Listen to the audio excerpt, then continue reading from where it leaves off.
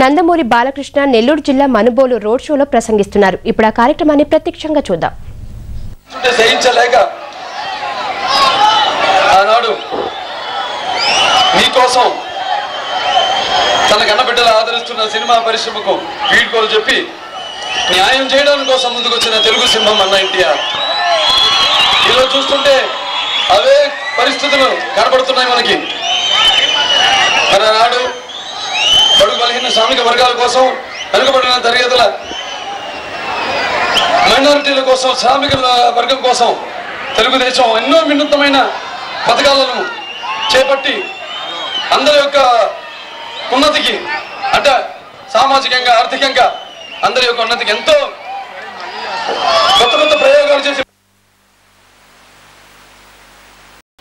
మరి నిత్యావసర మన సబ్సిడీ బియ్యం పథకం కింద ఈరోజు వాళ్ళు మనం కిలో బియ్యం 2 రూపాయలకి కొనుక్కున్న పేదవాడు మరి అన్నాలు కలుపుకుని కూరగాయలు కొనుక్కోవడానికి రోజు వారి కూలి కూడా సరిపోకపోవడానికి కారణం ఎవరు?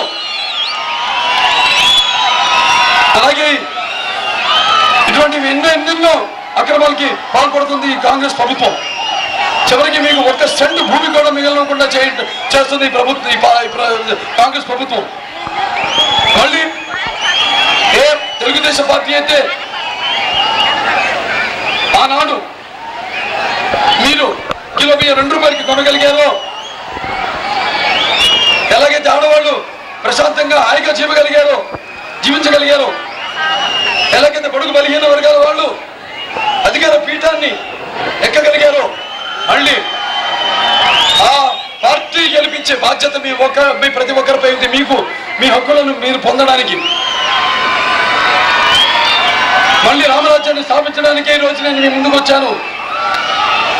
చండశాసనుడి సంతానంగా వచ్చా, బడుగులకు న్యాయం చేసిన జస్టిస్ చౌదరి కుమారుడిగా వచ్చా.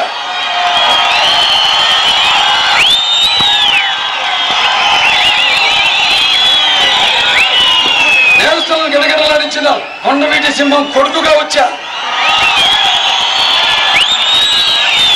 మతవాదులను వేటాడిన బొబ్బులిపులి బిడ్డగా వచ్చా.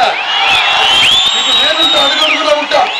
అవినీతి పనులు కంటి చూపుతో, ఒక కత్తులతో కాదు కంటి చూపుతో అంత చేద్దాం అని మనంత ప్రమాణం చేద్దాం. ఎందుకంటే కనిపిస్తుంది మనకి వాళ్ళు చేస్తున్న అన్యాయాల అక్రమాలు మన కంటికి కనిపిస్తున్నాయి. అంత విచ్చలవిడిగా వాళ్ళు అన్యాయానికి పాల్పడుతున్నారు. మనం ఏమి ఊరుకునే పనిలే. ఇక ఈ రానున్న ఎన్నికల్లో మనం ఈ ఓటు అనే ఆయుధంతో కాంగ్రెస్ ను ఓడించి మనకు కావలసిన సుస్థిరమైన, మన కోసం అనిశం పాటుపడే ప్రభుత్వాన్ని మనం ఏర్పరచుకోవాల్సిన సమయం ఆసన్నమైంది. ఈ అవకాశాన్ని మీరు వదులుకోవద్దు. ఈ రానున్న ఎన్నికల్లో మీరంతా ఇప్పుడు తెలుగుదేశం ఏ ప్రణాళికతో అయితే ముందుకొచ్చిందో, కలర్ టీవీలు పేదవాళ్ళకి, అలాగే మహిళలకి వాళ్ళ పేరుతో వాళ్ళ ఆర్థిక పరిస్థితిని బట్టి అత్యంత పేద మహిళలకు 2000 రూపాయలు పేదరికానికి